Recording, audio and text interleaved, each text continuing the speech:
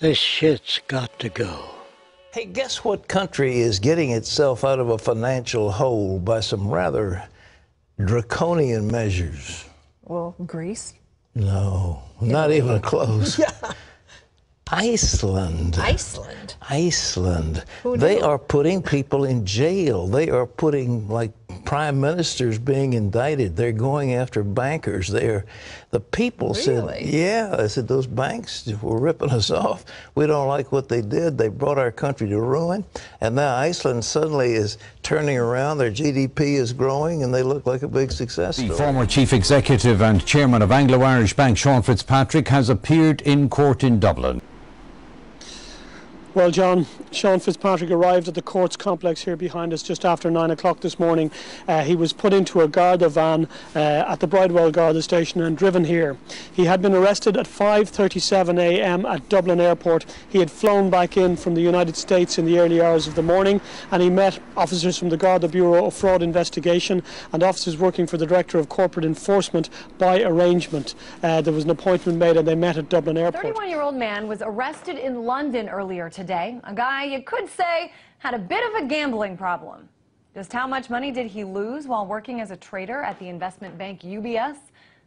Just $2 billion. Treasury Secretary Timothy Geithner potentially facing criminal charges. Geithner was the president of the New York Federal Reserve Bank in the fall of 2008 when the Federal Reserve and the Treasury and the White House and the Congress decided to bail out AIG. Right. In the process of that bailing out of AIG, many documents were exchanged. If you went to the bank to borrow money, you'd have to fill out documents. One of the documents AIG filled out said, we owe X dollars to Goldman Sachs and we plan on paying them 100 cents on the dollar.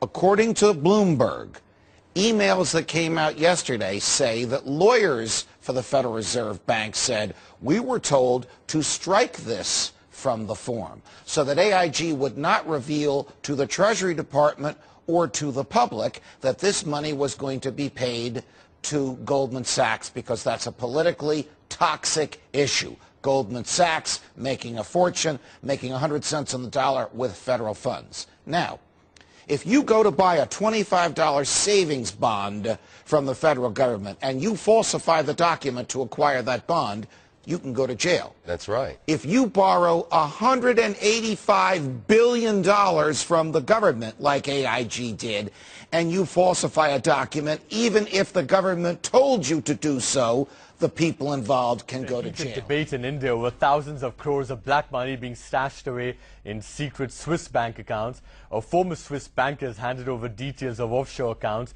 of 2,000 high net worth individuals to the whistleblowing website WikiLeaks.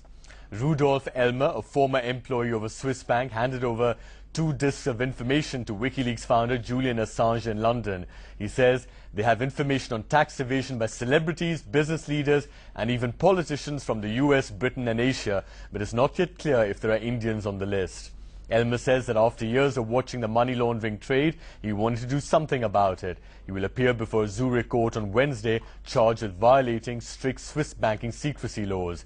WikiLeaks now plans to put up the information on the website in a matter of weeks. Pointed out that the arrests are not an indication of a systemic failure. Yesterday, at least 8 top officials of state-run banks and financial institutions have been arrested by the CBI on Wednesday. The allegations are that they accepted bribes in exchange for disbursing loans to corporate housing and realty companies, despite suspect credit records, and at other times for bailing out realty IPOs. Royal Bank of Scotland is reportedly set to be fined €186 million for the same interbank interest rate rigging scandal that's hammered Barclays. The British regulator, the Financial Services Authority, says 4 banks, Barclays, RBS, HSBC and Lloyds, will have to pay compensation to customers because they missold products to protect small businesses against a rise in interest rates.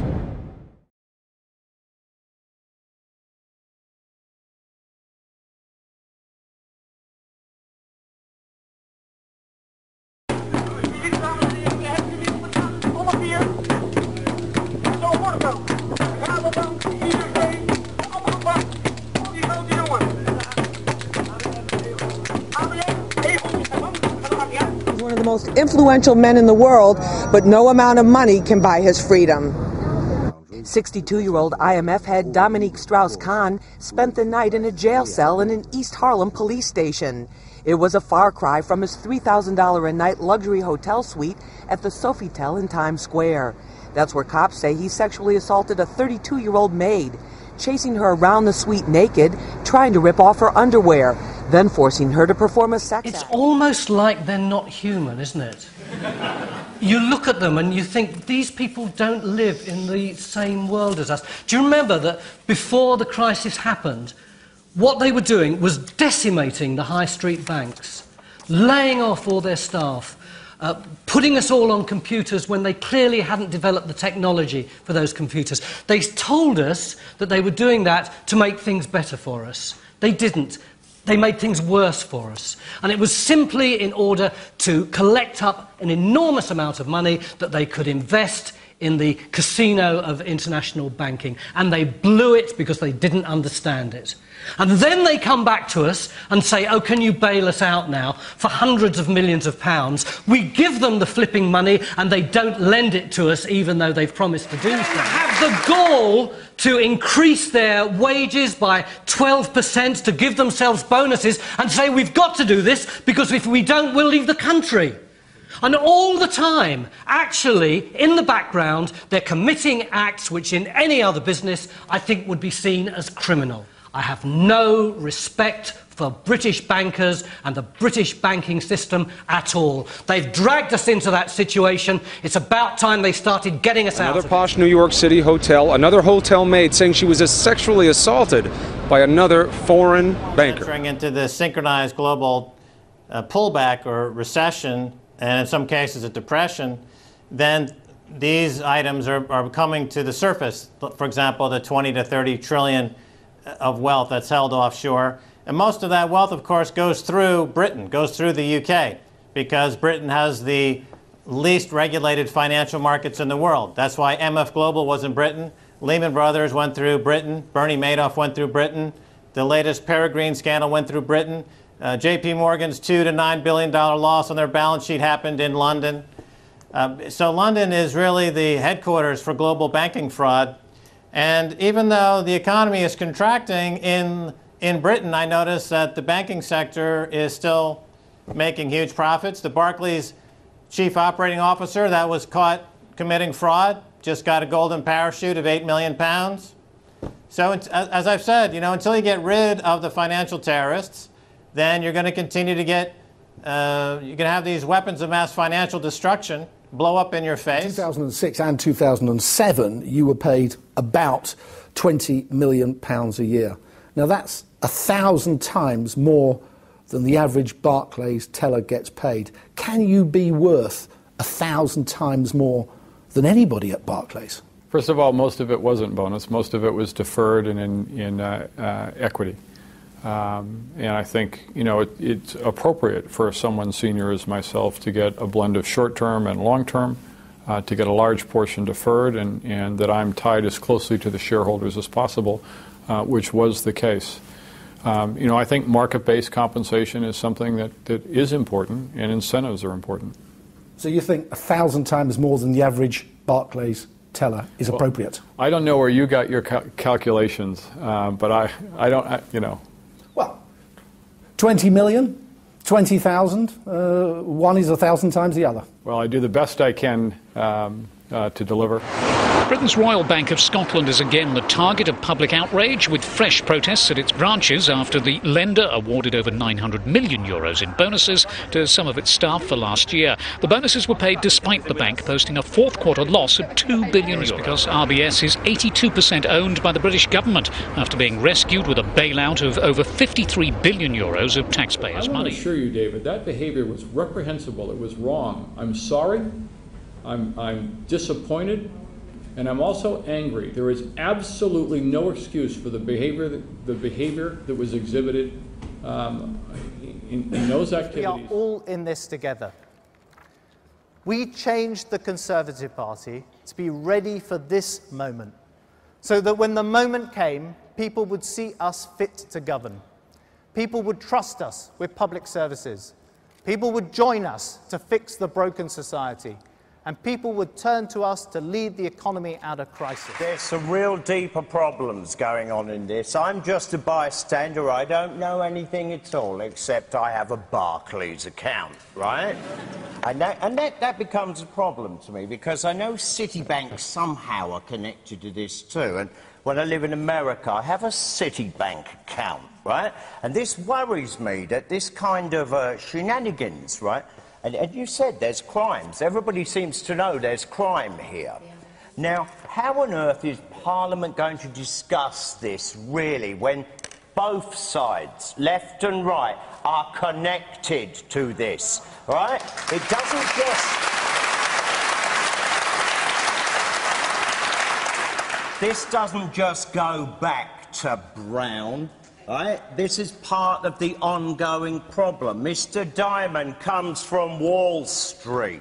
Right? Hello. Both parties love this idea. They're fiddling with rates. Right? They're affecting the world, and everything we used to count on as being dependable and accurate is now going to be discussed by these argumentative chaps. There's never going to be a conclusion in that. Who do you want to see do it? Listen, if I nick a motor, right, I'm going to be up before the judge, the Rosa, right? Hello, same thing. Judge. I'm not in charge. You are. I have no authority over you or anyone else. On the contrary, you have authority over me.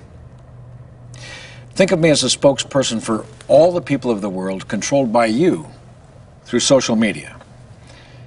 Before we get into how that works, let's take a look at this map. Now, this is us. A bunch of lines, divisions, boundaries, countries competing for limited resources, economic domination, religious superiority. Competition is healthy when it comes to cricket or Facebook travel pictures, but this is just stupid. Let's zoom out and get another perspective. To scale, our solar system is a grain of sand in the Sahara Desert, and this little pixel is our only home. Yet we're sucking up resources like there's no tomorrow, breeding like rabbits, strangulating other species out of existence. Plastic waste in the ocean is growing larger than most countries, with nothing in place to stop it. Industries that are harming our planet are so powerful they can prevent or slow down cleaner technology for the sake of short-term profit. Governments, justice systems, the media are all influenced by self-interest groups whose actions often conflict with the well-being of humankind. Obviously, the world is full of a lot of good people, but as a whole, we're contributing to a system that's broken. We're going down a bad path. So, how do we fix it? Together, through social media, we can influence world leaders and industries to start improving the world as opposed to ruining it. We know this will work because history has repeatedly shown us that leaders and industries must follow public opinion or they fail. Sharing this video, endorsing it, tweeting it, goes a long way toward the creation of a legitimate global democracy. Because the more people unite in one place, the more powerful their voice becomes.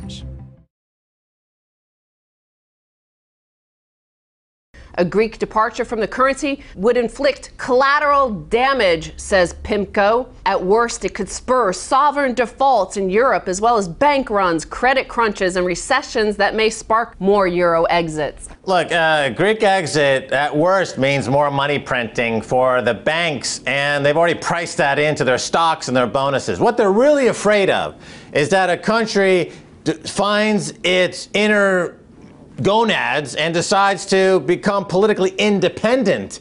That's what they're fearful of. A country standing up for itself. They want Iceland to be just contained. They don't want Greece to stand up for itself. They don't want Ireland to stand up for itself, because then they would tell the bankers to stuff it. That's the real problem. They threaten this financial terrorism, which is false. It's false. These are false attacks. It was a false attack in 2008. It was a concocted, overcooked attack in 9/11. It's a false attack.